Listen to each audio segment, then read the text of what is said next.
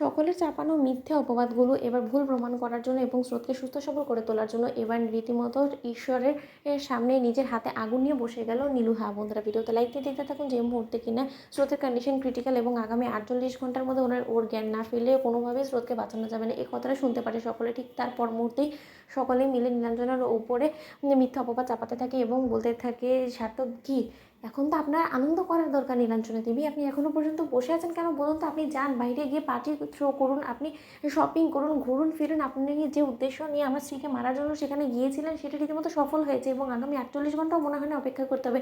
কিছুক্ষণ বাদে হয়তো বা ওর মৃত্যুর খবর আমি শুনতে পারবো। আমি সব হারিয়ে বসলাম, হায় ঈশ্বর, কেন আমি তখন আমি আমার স্ত্রীকে আটকালাম না, কেন আমি ওর এই পাগলামোগুলোকে প্রশ্রয় দিয়ে গেলাম, তখন কেন আমার এই সদ্বুদ্ধিটা হলো না? অন্যদিকে রাই বলতে থাকে যে কী রে, তুই শুনতে পেলি না? তুই যা গিয়ে আনন্দ কর, তোর তো এখন আনন্দ করারই দিন, তাই না? কারণ তুই যে কাজটা করতে চেয়েছিলিস সেটা তো হাসিল হয়ে গিয়েছে, অথচ তোর একবারও বিবেকে বাঁধলো না যে মেয়েটা কিনা তোকে রীতিমতো সেই চারদেওয়ালের মধ্যে হাজত থেকে ছাড়ানোর জন্য কত কাঠখড়না পোড়ালো, নিজের সংসারটাকে অবধি ত্যাগ করে দিয়েছিল, সেখানে কিনা তুই ওর এই ত্যাগের জন্য ওর এই পরিণতি করে ছাড়লি। ছি ছি ছি ছি নীলু, ছি।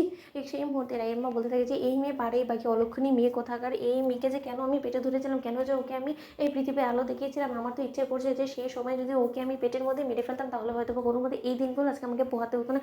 একের পর এক ক্ষতি করেই চলেছে কিন্তু তা সত্ত্বেও ওর কোনো থামার জায়গাই নেই এবং তার থেকে বড় কথা ওর মরেও না। যদি মরতো তাও আমি বলতে পারতাম যে না, ও হয়তো বা মরে গিয়েছে এবং চিরকালের জন্য আমাদের সকলের জীবন থেকে চলে গিয়েছে। ঠিক সেই মুহূর্তে ক্রান্ত বলতে থাকে যে অহেতুক একটা মানুষকে দোষারোপ করে আপনারা কী মনে করছেন যে যে মানুষটা বেডে শুয়ে আছে, যে মানুষটা কিনা মৃত্যুর সঙ্গে লড়াই করছে, সেই মানুষটা সুস্থ হয়ে ফিরবে? ঠিক সেই মুহূর্তে রায়ের মা বলতে থাকে যে আমি যা কথা বলছি সেটা আমার মেয়ের সঙ্গে, তোমার মতন বাইরের লোকের সঙ্গে আমি কথা বলি, তাই একদম চারাং চারাং কথা বলে আমার আর রাগানোর তুমি চেষ্টা করো না। ঠিক সেই মুহূর্তে নীলু বলতে থাকে যে ঠিক আছে, সকলের যখন এটাই মনে হচ্ছে যে স্রোতের এই অবস্থার জন্য আমি দেয়, তাহলে স্রোতকে সুস্থ সবল করে তোলার দায়িত্বটা আমি আমার কাছে তুলে নিলাম। ঠিক সেই মুহূর্তে এই রাই নীলুকে বলতে থাকে যে কী করবি তুই এখন? ভেতরে ঢুকে স্রোতের কাছে অঝরে কাঁদবি এবং কেঁদে কেঁদে মেয়েটাকে জোর জবরদস্তি সজাগ করার চেষ্টা করবি, তাতে করে কোনো কিছু হাসিল করতে পারবি? ঠিক সেই মুহূর্তে নীলু বলতে না রে রাই দিদিভাই, আমি খুব ভালো করে জানি তোরা এতগুলো মানুষ এখানে দাঁড়িয়ে থাকা অবস্থায় আমি কী করে আইসিইউ রুমে ঢুকে যাবো বলতো? তার থেকে বরঞ্চ যেই জায়গাটা সকলের জন্য খোলা আছে আমি বরঞ্চ সেই জায়গাটা গিয়ে প্রার্থনা করি, স্রোতের সুস্থতার জন্য কামনা করি। ঠিক সেই মুহূর্তে রাই বলতে থাকে যে তার মানে অন্যদিকে নীলু কাউকে কোনো কিছু না বলে যখন